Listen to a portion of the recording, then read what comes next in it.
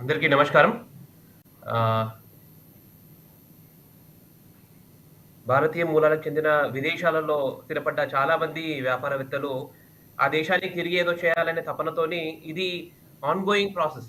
వాళ్ళు విదేశాల్లోకి పోయిన తర్వాత విదేశాలలో నా భూమి మళ్ళీ తిరిగి ఆహ్, ఆహ్, నేను ఉపయోగపడాలనే ఒక చక్కటి మాతృభూమికి ఆలోచనతోని సేవ చేసుకునే ఒక నార్త్ ఇండియా అవకాశం.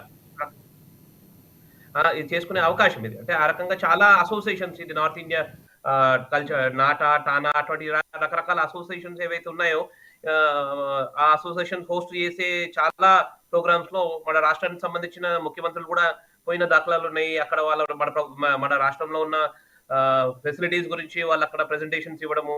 అది అక్కడి నుంచి మళ్ళీ డబ్బులు తీసుకొచ్చి ఇక్కడ వ్యాపార నిమిత్తం పెట్టి తెలంగాణ అభివృద్ధికి దాంట్లో భాగస్వామ్యం అనేది డెవలప్‌మెంట్ అనేది ఇట్స్ ఆన్‌గోయింగ్ ప్రాసెస్. కాబట్టి అప్పుడు కేటీఆర్ గారు వారు దాన్ని తెలంగాణ రిప్రజెంట్ చేసి అప్పుడు భారతీయ డిస్పోరాకు సంబంధించిన వాళ్ళ ముందు రిప్రజెంట్ చేస్తున్నారు, డబ్బులు తెచ్చారు. ఇప్పుడు అదే క్రమంలో రేవంత్ రెడ్డి గారు కూడా పోయినారు. దానికి పెద్ద ఆహ్, అది పెద్ద అంటే వాళ్ళేదో ఇంక్రెడిబుల్ యాక్టివిటీ చేస్తున్నారని అటువంటివి ఏమి లేదు. It's part of their activity as part of their role as chief minister అంటే as is the responsible person for the state development కోసం he has to do somehow. కాబట్టి ఒక భారతీయ జనతా పార్టీగా ఒక సూచనలు కాంగ్రెస్ పార్టీకి ఏందంటే, వీళ్ళు ఏదైతే విదేశాలకు పోయి తెలంగాణలో పెట్టుబడులు పెట్టాలి. తద్వారా రాబోయే రోజుల్లో తెలంగాణ యువతకు దాని ఉద్యోగ అవకాశాలు పెరగాలి.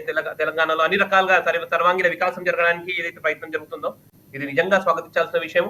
కానీ ఒకటేందంటే వ్యక్తిగత స్వలాభం పక్కకు పెట్టి తెలంగాణ ఒక ప్రగతికై పని చేస్తే బావుంటది.